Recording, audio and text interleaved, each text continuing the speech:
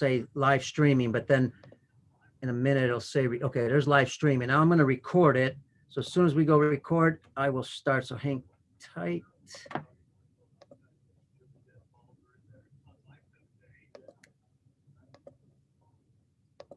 Okay. This podcast is brought to you by lineupmedia.fm. This is Baseball Outside the Box with Peter Caliendo. Innovative thoughts from baseball's best coaching minds from around the world. Brought to you by lineupmedia.fm. Now your host, former USA Baseball National Team Coach, Peter Caliendo.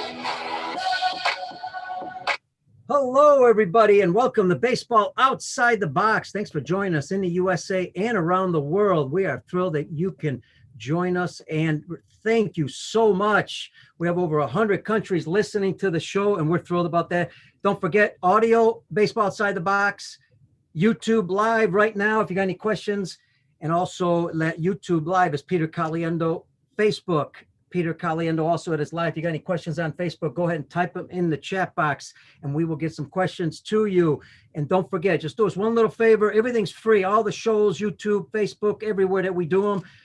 Just subscribe. If you subscribe, boy, it really helps getting the show out, and we really appreciate it. And folks, got to tell you, I was looking forward to this show. It is Sunday afternoon in Chicago, and we're talking about February 28th, 2021, the first day of spring training games. I'm watching right there on TV. It's exciting. We were all looking forward to this. And here's the best part. There's fans in the stands. Now, I know it's limited, but it's fans in the stands. I know the players are excited, but more exciting than that is our guest. And I'll tell you why, because this gentleman, man, I was reading his website, forget the baseball part, 35 years in the game, 16 at the big league level. He's got like 4 or 5 different clubs. I remember him in 1985 World Series. But it's not about the baseball part here. This guy's an unbelievable person. During his career, one of his main concerns, and I loved hearing this, was his family, about, how he would spend time with his family, because it's tough as a big league player. But you're talking about a 6-time Gold Glove, 3-time All-Star. I mean, wow, World Series winner, catcher, toughest positions you can play. Let me just get to it because there's so much. He's also a broadcaster and author, so much to him. I want to get started with the discussion because I think it's going to be fascinating. Let me welcome Jim Sundberg. Jim, how you doing, man? Good, Pete. Thanks. Great to be with you. No, it's exciting, and I love it. And, I remember the 85 World Series. I mean, talk about a thriller. And I believe in the playoffs it was, if I remember right, and I think it was 85, you had an integral, you scored a winning run, I believe, in Game 7, right? Yeah, it was games. Actually, it was the winning run in Game 6. Winning run in Game 6, yes. And that took us to Game 7, and just an exciting moment for not only myself, but Royal fans. Was that at that time? Were you any part of the Royals Academy at that time? That was way before, right? Yeah, that was way before. Actually, it was in the fall of '73 when Billy Martin at the Academy saw me for the first time and decided to make me the catcher of the Rangers the following year in '74. So I'm familiar with the Academy, but not as a Kansas City Royal, but from just viewing it from the outside. Yeah, and I remember it because, you got Willie Wilson at the time and all these guys that, made it to the big leagues. Well, listen, folks, I'm going to just talk a little bit with Jim about catching, only a few areas I think are critical. And then I want to get into the coaching part and the parenting part. I think that's the critical area. We're going to talk about your website and what you're doing and all that. The reason I want to start with the catching, because, you're talking about all these years in the big leagues. I mean, you've got a lot that you can, help our coaches with, and I know times have changed. That's fine. There's different stances now, different things that people do, but I'm more interested in, you're an all-star for, 6 times. What were some of the things that you focused on as a catcher to make your skills the best they can be? Were you concerned with more than anything in those days? Well, Pete, I was just gifted naturally defensively. I had a strong arm. I had quick feet. I had a quick release. And as time went by, as I was able to play more and more on an everyday basis, my accuracy got really good. There was a catcher or a scout that had scouted me in college. And when my first year in the big leagues, he sent me a letter with a scouting report. And he said, I thought you might enjoy this. It said on the report, I tend to believe he's a better catcher than he showed me today. He threw the ball into center field 3 times. And so not always was I accurate, but I had the strong arm. I had the quick release, quick feet. And as time went by, I got real accurate with my throwing. But so I think natural ability is number one. And does a young catcher, young player want to actually catch?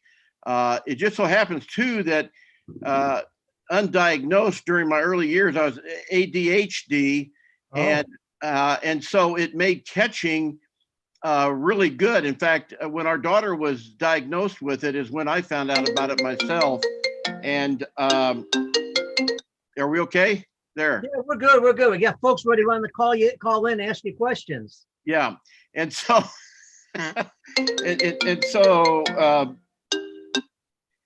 somebody's trying to get a hold of me. That's all right. Take it if it's important. No. And I will, but the doctor that diagnosed my daughter said that's interesting, Jim, because 75% of the young boys I see in here are catchers. And so ADD or ADHD really happens to go along with catching. You have a lot of energy, you see a lot of things, you have a lot of perception that goes on naturally. And so that was an advantage for me, especially the hyperactive, which allowed me to move about and play, I think, as many games as I did. I caught 1,400 games my first 10 years. And so it was something I enjoyed. Well, interesting enough, and folks, at 22, Jim made it to the big leagues with the Rangers, and he went from A-ball to the big leagues, which is incredible. Nowadays, Jim, the catching is really focused on receiving because of getting strikes called. And I'm sure it was important back then also. What were some of the techniques you may have used, when they talk about framing? Was there something you did that you worked on to get calls, so that way, your pitcher got a better chance of, getting strikes? Well, I call it a 1 o'clock target. If my hand, if you put a clock up and it faces in the web and out of here in this area, be at 1 o'clock, and this is a quarter turn, no matter which way I have to go. And so for me, receiving, and I think I was known for my receiving just as well as my throwing, having soft hands and receiving the ball and holding the pitch where it's thrown. And so you're able to hold your hand out front. You're in a 1 o'clock target position. If you get your thumb too much turned this way in a target, then it's a disadvantage to try to get the glove counterclockwise around to catch a ball low inside to a right-handed batter. So the 1 o'clock target, I call it a 1 o'clock target, is really, and the glove is held out front, and that way you have the best leverage with it. Like it. And, the other part of the game is calling games. You didn't have the technology we have nowadays. Obviously, they know everything. I mean, it's like they can figure out it all. Those days you had charts and stuff, but how did you determine, calling pitches? How did you know the hitters? How did you, I know you had meetings possibly, but how did you review hitters and what did you look for in hitters, I guess? Well, the first, few years I kept a pretty large book because I was trying to get to know the leagues and get to know all the hitters in there. And so I was making a lot of notes. I did a lot of listening. And then as we started to play games, I began to understand a little bit of the game calling and what hitters' strengths and weaknesses were. But it took me a couple of years of good note keeping. I had Ferguson Jenkins, who was one of the a Hall of Famer and was one of the best pitchers that I've caught. I've caught 9 Hall of Famers. So I had, and early on there was Gaylord Perry too. So I had some good guys to work with and work from and kind of learn. And so it kept keeping a book. And then as I learned the league, really what I wanted to know was who was hot and who was not. That's the biggest thing. Because once I've got to know their strengths and weaknesses, I wanted to know who to avoid, trying to beat us in a key situation. Were there times when, when obviously you and the pitcher are normally on the same page, you work together a lot, but there may be times where, a certain pitcher shakes you off. Yeah. Is it better to go with the pitcher because, that he's throwing the pitch, or who determines that? I've never been a fan of making a pitcher throw a pitch he doesn't want to throw. Mm-hmm. It's a combination. It's a team effort. I think once you get to working with a pitcher and you learn and you get his trust and respect, then a lot of times he'll go with you. If there's not, and he shakes me off, a lot of times I'll just go with him in that situation. But we generally go over the hitters pretty well. And the longer you work with a guy, the better chemistry you have, and you kind of know where to go from there. I did catch Tom Candiotti before he started his knuckleball. And I have to say that he shook me off so many times. I had a guy in the dugout. I said, count how many times he shakes me off in the first 5 innings. And it was like 52 times. But he never stayed long in the big leagues at that point in time. Was sent back down and then came back when he had the knuckleball, and he stayed for a little bit. And it's interesting because I was just about to ask you, what type of pitcher is the toughest guy to catch? I would assume a knuckleball would be one of them. Any other that gave you troubles that you really had to, focus a little harder? Well, I caught Charlie Huff for quite a while and learned to catch the knuckleball, I think, pretty well, handle it well. But you even with that, it increases the pass balls, because any good knuckleballer is going to throw some pitches that are absolutely so erratic and hard to catch. You try to stay in front of it and knock it down, and sometimes that's really impossible. But I would say of the non-knuckleball pitchers, Danny Jackson, a left-hander in Kansas City on the 85 staff, he threw two fastballs, one that cut and one that sank, and he wasn't sure at times which way it was going, and so it became hard to. And he had such a good break on both of those that it was like you had to really stay on your toes to catch both those pitches. And it's interesting because say two different pitches, but he didn't know what the ball was going to do. Because if he did know, I would assume that you would have two different signs for that. That's right. And I think, today they call it a 2 and 4 seamer. Mm-hmm. And but for him, it really had to do with whether he got his arm out front well enough or whether it was dragging a little bit. And so the ball, if he got his arm out front, the ball would cut. If it dragged a little bit, it would sink. And so it was one of those deals. I just had to be ready. I had to be on my toes.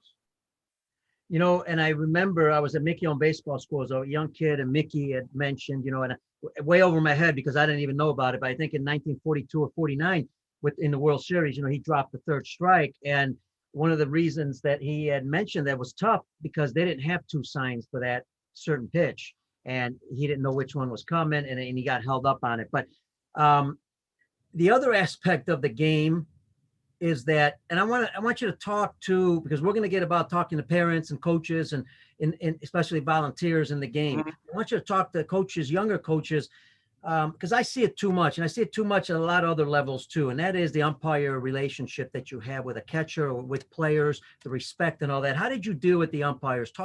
And how should people and coaches be dealing with the umpires? Well, unfortunately, my first year and a half in the big leagues, I had Billy Martin as manager.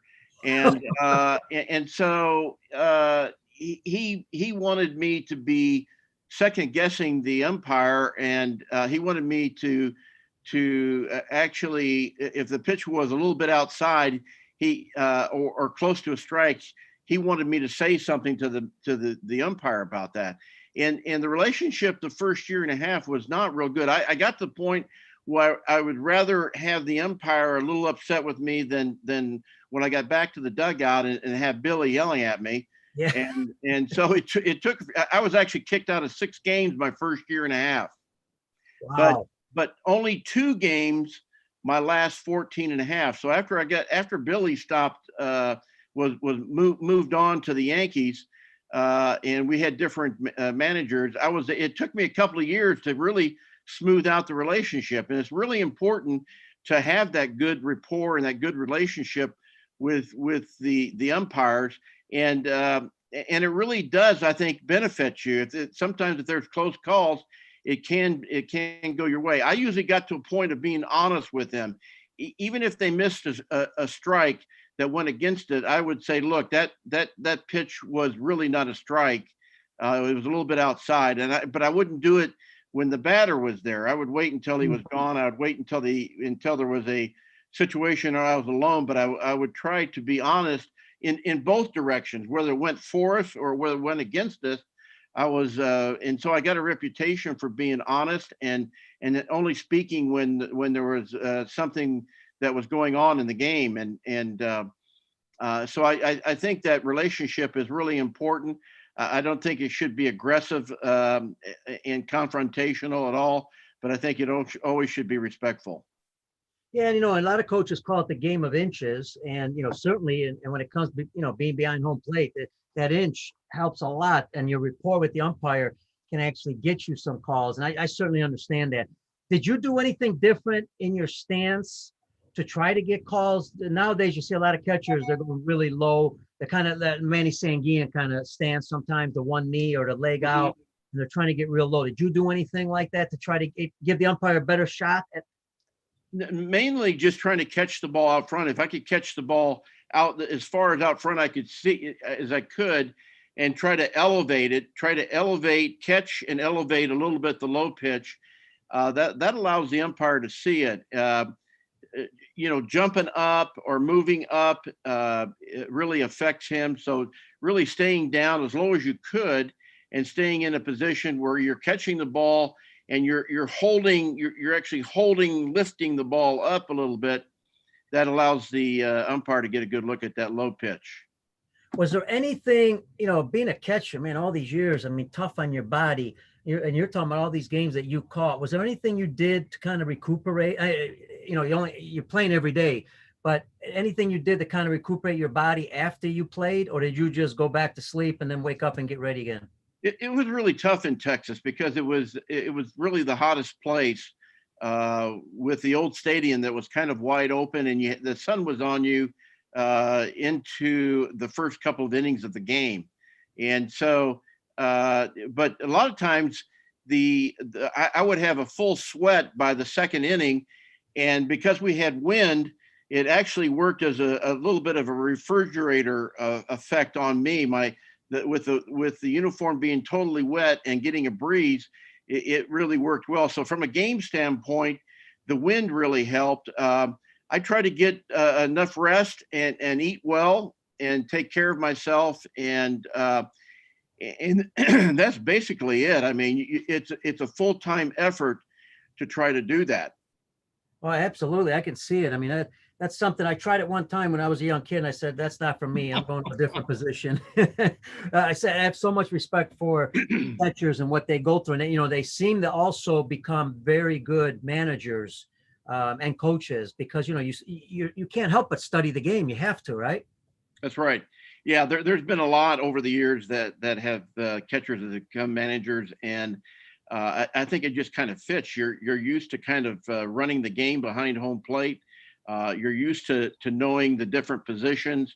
You know how to move infielders and outfielders. You've got to deal with different personalities on the mound, and so it really works well to and have a great understanding of the game. It's a quarterback. It's a quarterback position in baseball. That could be a whole story. It actually could be a whole podcast when you talk about dealing with pitchers, because pitchers are so different in a lot of ways, and every pitcher is a little different. I'm sure you have great stories there you could talk about that when you had to deal with certain pitchers. Here's where I kind of want to lead this in now, because we're going to lead into the parenting part and the coaching aspect. To the parents and coaches that are working with young kids. There you go. Perfect lead in. Young kids. My granddaughter says she's hungry. Absolutely. I can't blame her. I think I'm hungry too. And it leads into talk to our parents a little bit, and young coaches that are working first time with catchers. So just some advice, kind of, so they're not so tough on them, because it is such a tough, position. Well, I think, starting from, getting good equipment and having the kind of equipment that work for a catcher, the right size of equipment, getting a good glove, one that's not too heavy from that standpoint. But also, I look at it as a relationship where you're talking back and forth, and you're giving instruction and you're respecting each other. I mean, I think it's important to respect the young catcher that's out there. No one likes to get yelled at. I never like to get yelled at, and so it's so important for youngsters, young coaches with young catchers to work on that relationship. It's probably the most important relationship that he's going to have on the field. It's the one where he's going to have the most dialogue with, and so to be able to have respect going back and forth, and taking time out when they get back in the dugout to talk over situations and to discuss what actually just happened in the particular game. But it's a respectful interchange with each other.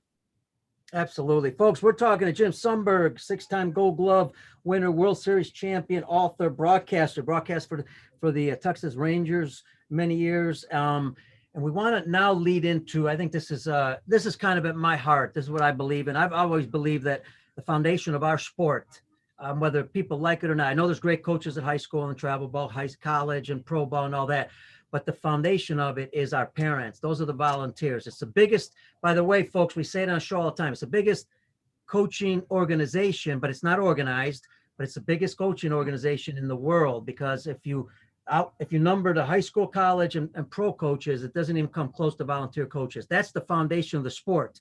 You wrote a book, How to Win, and talked about how to win at sports parenting. Talk about the book.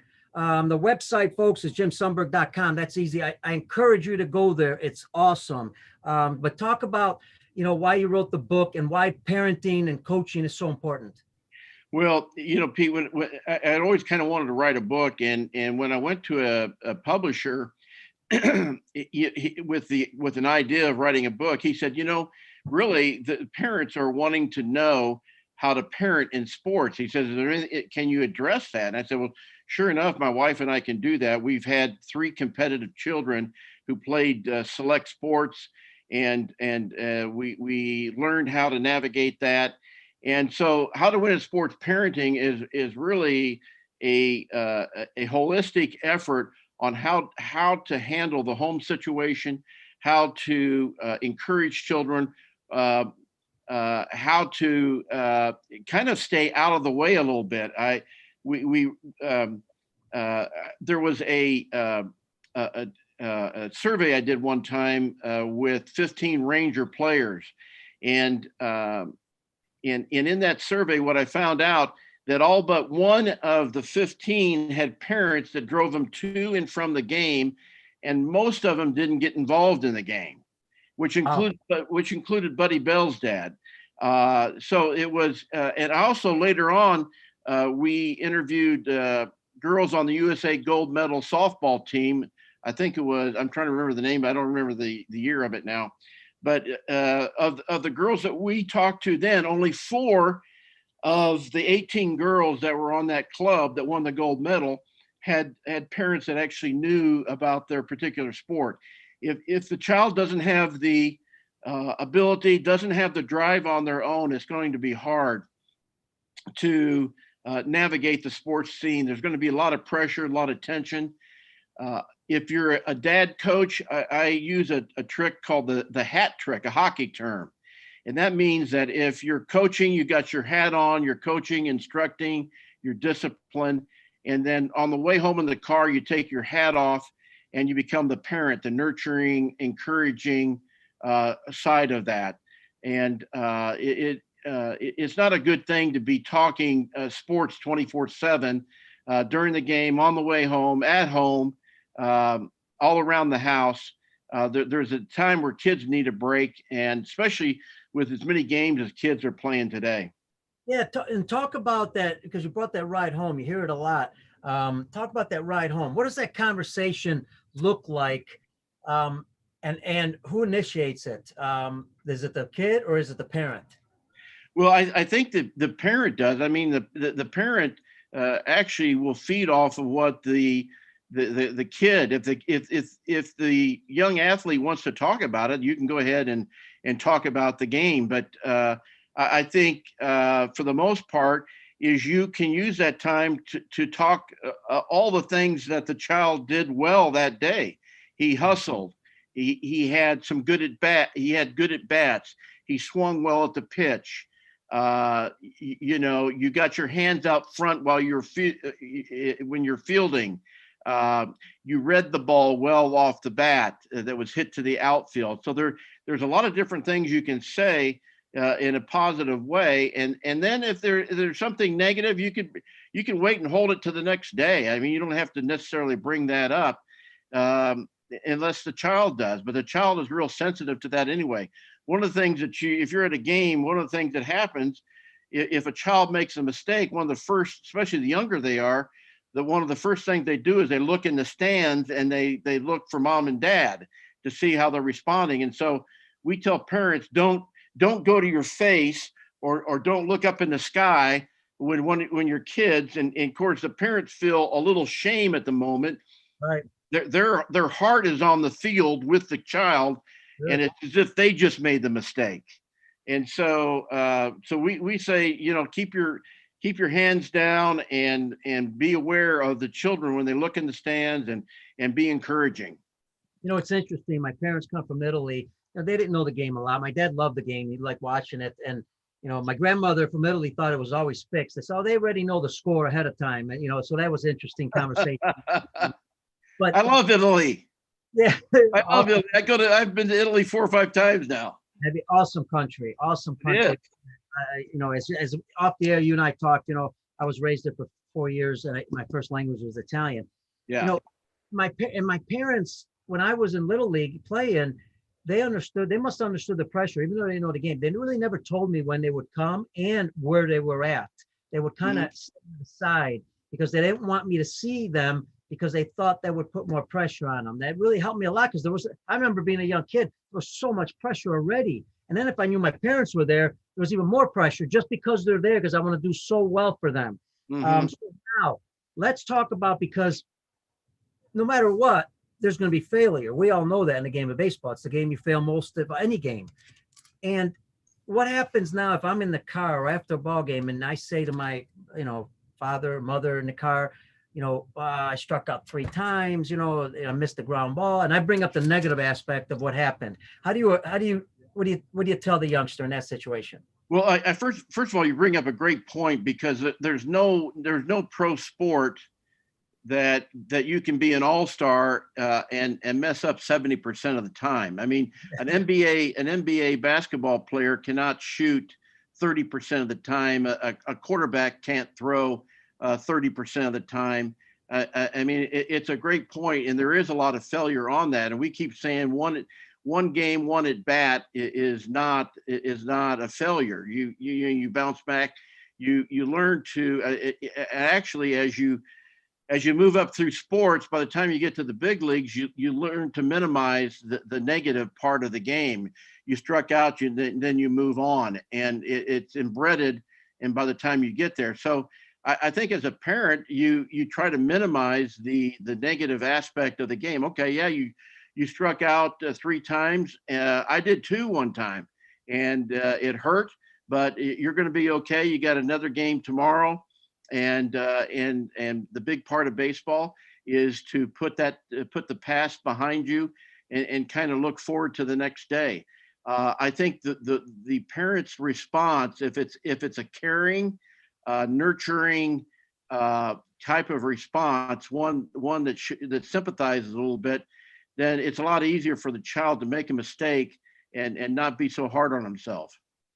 I love earlier what you said. You talked about, bringing up the positives, because again, it's easy to bring up a lot of negatives, but if you're bringing up some positive things, and there's so many positive things, it could be hitting, base running, like you said, fielding, so many things you can do right during a game. We always tend to focus on the pitching and the hitting, but there's so much. There's base running. You can talk about how well you did that.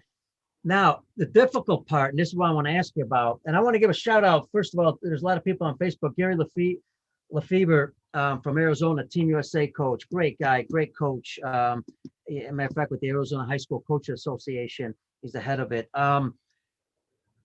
You've got the parent and you got the coach now, right? Especially at the youth levels. I always felt the communication is so important between three people, the player, the coach, and the parent. I get it that there's that fine line between, a parent coming to say, hey, how come my son or daughter's not playing and all that. But at the same time, that youngster is going to go home with their dad. And I think I speak to dads mostly on this because they're going home with dad. And dad, if he doesn't like what the coach is doing, might even say something and will teach something different. There has to be some communication, and it's a delicate issue. What's your recommendation there on how to deal with the parents and the coaches on that communication? Okay, first of all, I from a coach to the parent, we determined and really had a lot of great feedback on this when after we wrote our book, and that basically was that if the coach lays the foundation out to all the parents in the beginning of the year, here's what we're going to do. Here's what we're not going to do. This is the way I'm going to run a game. This is what you can do during the season. Here's what I'm not going to listen to during the season. So if you lay out the groundwork, then the season goes a whole lot better with that. It's a great question when you've got a coach and I played for 16 managers in 16 years in the big leagues and 2 of them twice. Wow. And that didn't include the ones I played all along the way. And you're going to run into some coach that thinks you've got to do it a way that you don't necessarily want to do it. And obviously, as you get older, it's a lot easier to have a communication with the manager or the coach and say this and give him your reasons why you're doing it this way. But from a young standpoint, and you got a dad that says, "Hey, who feels like he knows a little bit better than the coach." The dad can kind of gently come up alongside the coach and have a conversation with him about it. But I think ultimately, what's going to happen is the coach is going to probably have his way, and you kind of deal with it. I think it's a good way to teach kids that not always are you going to be able to have like-mindedness with someone that's over you, that you're going to have to learn to make some adjustments, and you might have to just bide your time and until you're able to do it the way you want to do it. And I'm glad you brought that up because nowadays, big change in the game at the youth levels. As you know, I mean, we got travel teams at 7, 8, 9, 10 years old, so young. But one of the concerns I have, and we realize, and I think science has proven it, no young kid should be playing baseball all year round for many factors, not just health factors, but also burnout and some other things. Before we get into some of that, the other part of this is, if a kid is playing for the same coach for 5 years in a row, 6 years in a row, he doesn't get, or she doesn't get that ability to understand how you deal with different coaches and what you just said. So being with one team at 7, 8, 9, 10, 11, and 12 only, I think can be a detriment. What's your thoughts? Well, obviously, if you have some issues with a coach in one particular year and it didn't straighten itself out, I don't recommend staying in that situation. And so I think the ones that I've seen where the kids are with a coach 3, 4, 5, and 6 years through youth sports, generally the coach and the parents have a pretty good rapport. But it's only in situations where you have difficulty, and you could get in the middle of that. Let's say you get in the middle of 3 years and all of a sudden you got some issues that you can't get past, then it's probably time to move on. I don't recommend staying in a bad situation for more than a year. I think if it's a bad situation, sometimes that's all it takes to get a child where he doesn't want to play anymore. So I think you have to be sensitive to coaches that say there's the right way, the wrong way, and my way, or the highway. Then I think a parent has to be very sensitive to that. Back to the parent too, what about, it's a responsibility of a player, any age. If you're not doing real well in fielding or hitting or whatever the situation may be, you got to practice a little bit, right? You can't just always go to practice, expect practice and the coach to make you better. The coach is there to help you out, especially at the volunteer level, because they don't practice a lot. So what about a parent, your recommendation of a parent working with their kids at home, helping them out, ground balls, hitting, whatever it may be, even just rolling ground balls, doing something, having a parent part of that situation. It's better if they're obviously communicating with the coach so the kid's not getting confused on what you're trying to work on. Right. And I think any child loves the participation of a parent when they come home, either from work or whenever it is. I know for a fact, in my own situation, I lived across from a ballpark and I played in the park all day long with my buddies. And then Dad was a letter carrier and he'd get home about 3 o'clock and it was back to the field. If I was home, it was back to the field and he would throw batting practice for however long I wanted to really hit. And so those are memories that I'll never forget that really instill a sense of self-esteem when your parents take an interest in your sport and decide to help out a little bit. And but on the other hand, they, as I said earlier, they don't have to get so intense in it that it becomes their sport and not their kid's sport. And that's when pressure builds up, tension builds up, and the home is not a fun place for the child to go. But as long as the father decides to take an interest in the children and play, I think that's always really good. Absolutely. What about now parents that are thinking about getting into coaching? What's your advice there? How to start? What's some advice on? It might be the first time that they're coaching baseball. They might see baseball on TV and they might have played it in high school or college, but as you and I think a lot of people understand, playing it and coaching it are two different ball games. It really is. I think you need to get there. There's a lot of good instructional stuff out there to get, especially today, and to look at if you're just started. I actually toyed with a product called Practice Planner years ago, and it was to keep a dad organized in a practice session. Yep. And I kind of let that go, and I ended up getting back to baseball. But I think in a practice session, you want to try to keep it as fun as you can, and to play games, play hitting games, play fielding games. Anytime that you can have a game and learn fundamentals is a great way to go about being a coach. If you keep it fun for the kids, you practice fun, you'll be a good coach. Yeah. By the way, I'm looking here. It just happened to be on the Coach's Pocket Planner by Whitey Herzog. Yeah. I just happened to have it on the table here. I don't know why. It was just here a long time. I guess I need to read this. I remember that from years ago. Yeah, this goes back a while. Yeah. They sold over 50,000 copies. Yeah.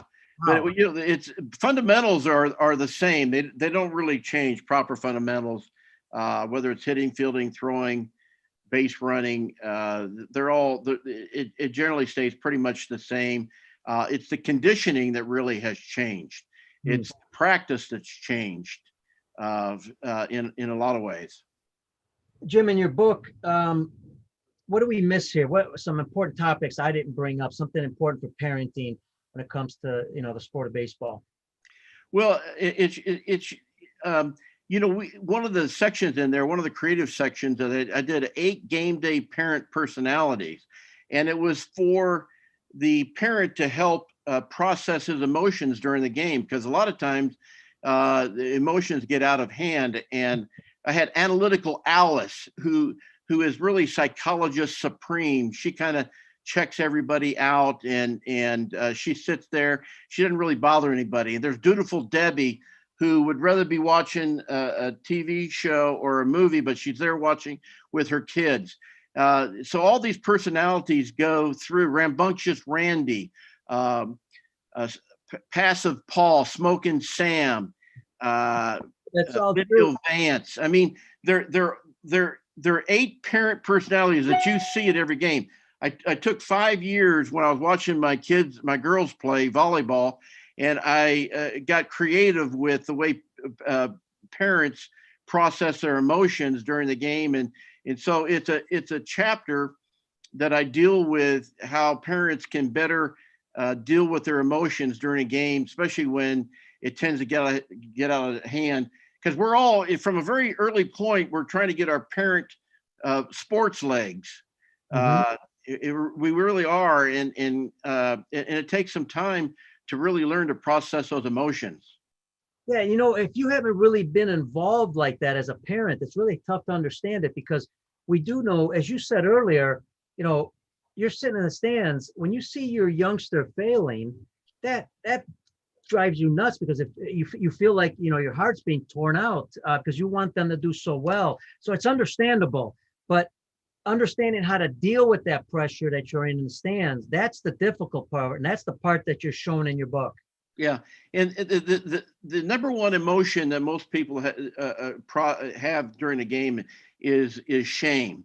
Something happens on the field, a strikeout, or it happens a couple of times, an error that the child makes at the wrong time, something where there's a mistake made, and the parent will find out very quickly just how they've processed that same thing in their own life. And the more that a parent can be able to process it for themselves, they can help the child process how to deal with a failure. Failure is not a person. I mean, a strikeout's not a person. A loss isn't a person. It's just one day. It's one day at the park, one game, one time at the plate, one moment in the field, and downplay the size of it.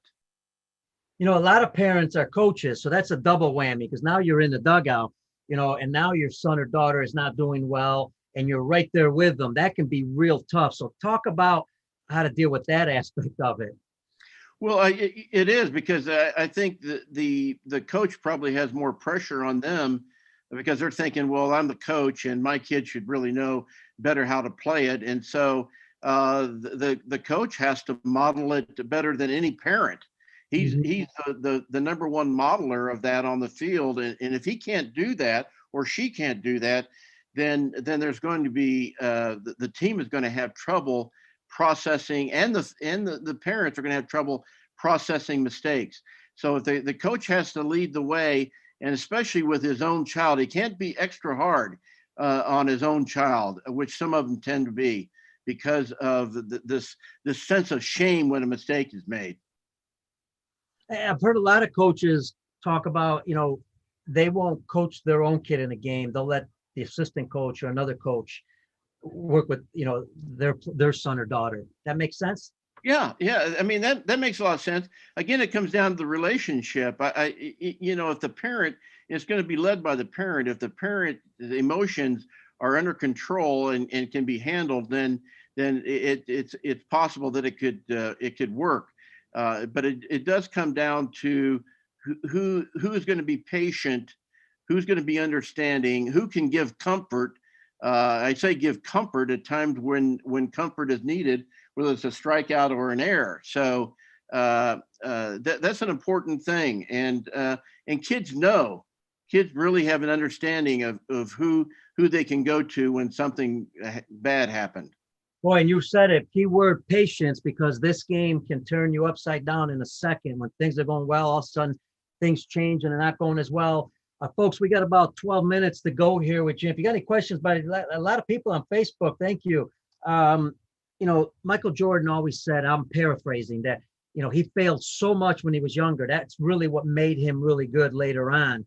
But yet, if you look at, and look, I'm included in this. If you look at parents and coaches, sometimes we try to put them in a position to succeed so much that later on, they don't know how to deal with the failure. So talk about that, to the parents that, look, they've got to fail. It's going to happen. So let it happen sometimes, but you got to deal with it. Yeah, we have seen in situations, and when I say we, I'm speaking now from a front office, Major League Baseball front office standpoint, where you get a first round draft pick. who has had success all the way along the way, and all of a sudden he gets to a higher standard, a higher competition, and he doesn't do well, and then he doesn't know how to handle it, and it becomes even worse. It becomes a mental game at that point. There's been kids that have fallen to the wayside, and there are extra efforts being made today in scouting to actually get to know parents and to get to see a little bit of their attitude and where they're coming from, and so that they can better know the kid that's getting ready to be drafted. And especially when you're making high draft picks, you don't want to make mistakes. And so anyway, it's an interesting dynamic that goes on in pro sports, that people are watching, looking at parents, trying to also see what kind of parenting goes on with that child. Yeah, I was just thinking as you mentioned that there's a lot going on at the youth levels nowadays.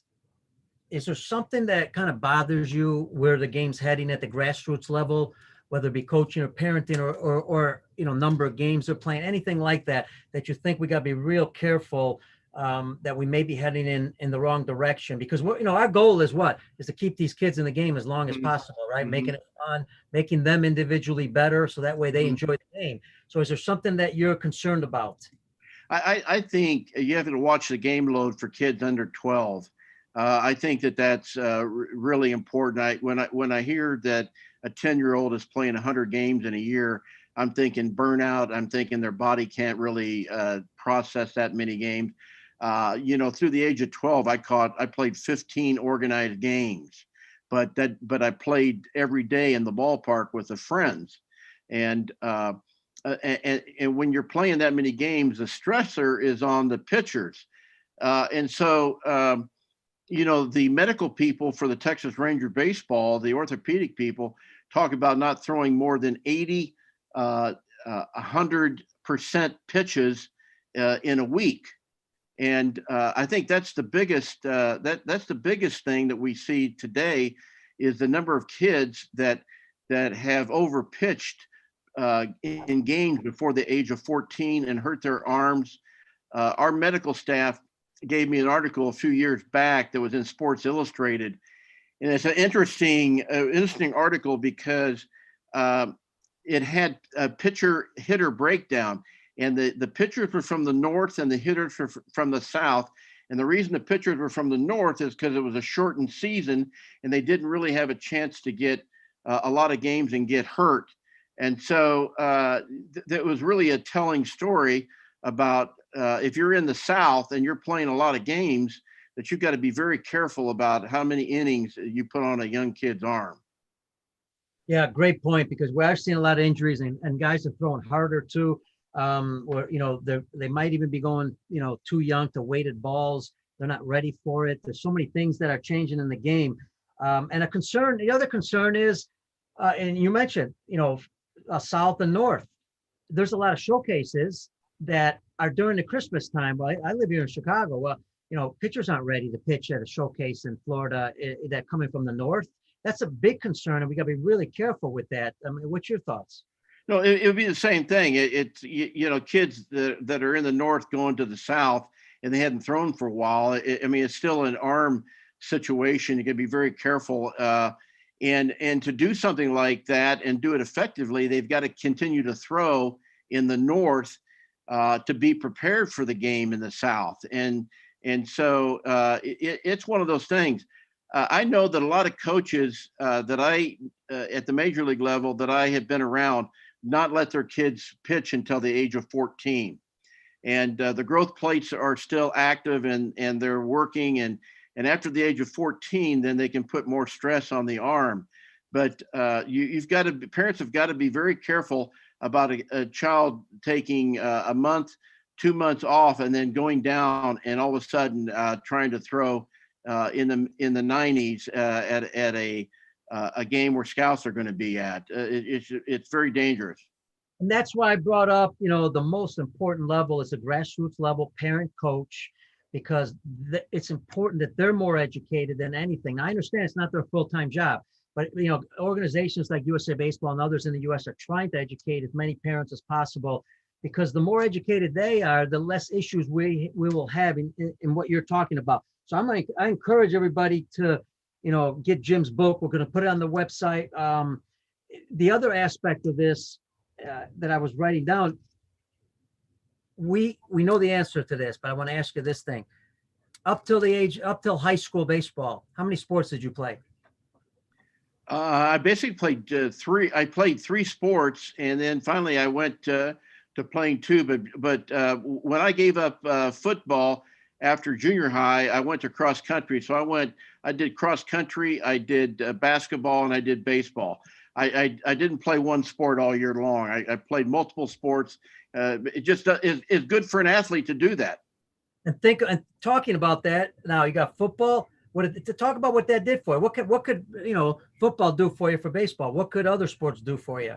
Well, I actually hurt my arm in ninth grade year trying to make a tackle, and my dad wisely said, after that, you're not going to play football, and it's just going to be, we're going to go to basketball and baseball. And I went out to cross country just to be ready for basketball, and so there was a conditioning point for basketball, and then but the main sport, we knew all along the main sport was going to be baseball. But I only played it 3 months out of the year. And then I bring that up because we keep talking about let young kids play out multiple sports, so that way their body develops all the different skills, whether it be toughness, Right. whether it be ability, all that stuff. It's good for you. Hey, I will take a question, and you can add to anything you like, Jim. We got about, looks like 8 more minutes or 7 more minutes. Chris Fanta, great friend of mine, also a super agent. He had a question. Toughest pitcher you faced during your career, and your favorite pitcher to catch. The toughest pitcher no one remembers, Mark Parrott from Seattle. He was a sinker ball pitcher, right-handed sinker ball pitcher. He threw the ball inside part of the plate on my hands all the time. And I don't know if I ever got a ball past the pitcher's mound on this guy. I mean, it's amazing the guys that you can't hit, and my lifetime BA against Baltimore was 301, and they had a great pitching staff. But Mark Parrott, the nine Hall of Famers that I've caught, Ferguson Jenkins was the best, the easiest, the most fun to catch. And why? He had great control. I didn't have to move much. If you've got a pitcher throwing 95 and he's throwing one ball down and away, and the next one down and in, and then up and away, it's hard to reach those pitches that are going 95 miles an hour. So when you got somebody that's around the plate, throws strikes, we got into good sequences together, and he just made catching easy. It was just one of those things. We could do an hour and 45-minute game is what Fergie would throw. A 2-hour game. It's like having the night off compared to a 3.5 hour game. And I remember being at Mickey Owen Baseball School. I think I umpired about 85 games a year. How about how nice it is on the umpire? It's a lot easier to call that game when you're around the strike zone. It is, and umpires like when guys are around the plate, and they give them more strikes. They even give a guy that throws strikes more strikes. Absolutely. And the opposite is true. A guy that is all over the plate, sometimes the umpire misses a strike. Yeah, you could see, because sometimes they'll set up inside and the guy misses outside, even though it was a strike. Right. The umpire didn't have a chance to see that. Right, exactly. And you can see by the way the umpire's setting up, he's not really prepared to look at that pitch outside. Right. And we think that, they're just going to, they can see the ball that fast, move their head, and it's just not going to happen. The ball comes so quick. Folks, Jim Sundberg, 993 career fielding average. Incredible. You wonder why he was, 6-time a Gold Glove and a 3-time All-Star. Batting average 248, 95 home runs. Just a great catcher. Hey, Jim, this has been awesome. I want you to kind of close it off.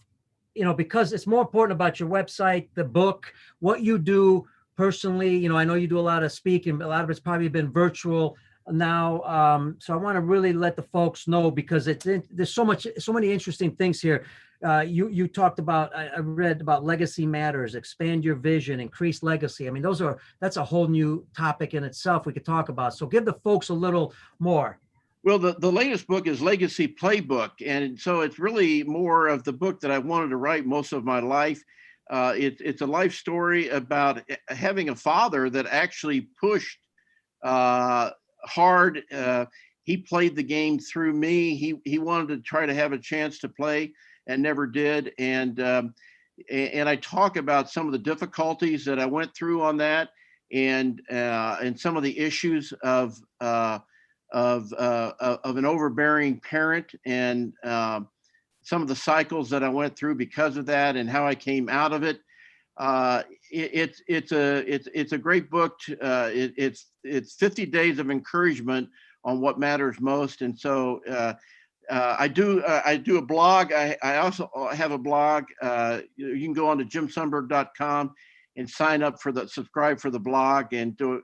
My time is spent actually writing and spending time with grandkids. I've had some that have come through playing sports.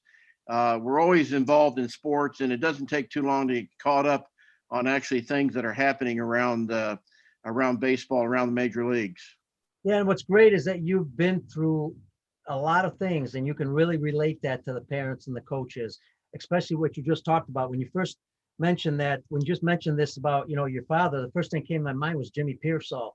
I remember there, so, and there's so many parents that go through that and their kids, and it's a tough situation. So folks, I encourage you, jimsundberg.com.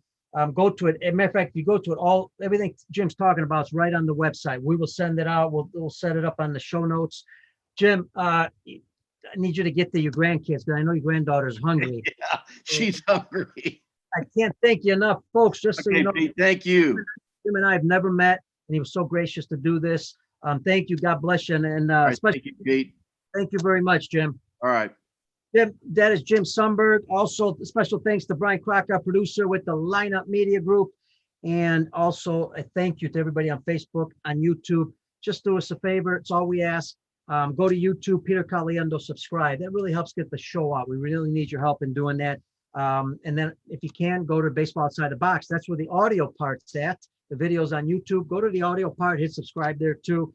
That would really help us out. Thanks, folks in the U.S. and around the world, for joining us. Facebook, YouTube, on Baseball Outside the Box. This is a show that loves to interview baseball's best coaching minds who love to challenge the status quo. I'm your host, Pete Caliendo. I wish you to stay healthy, safe. God bless you, and we'll see you on the next show.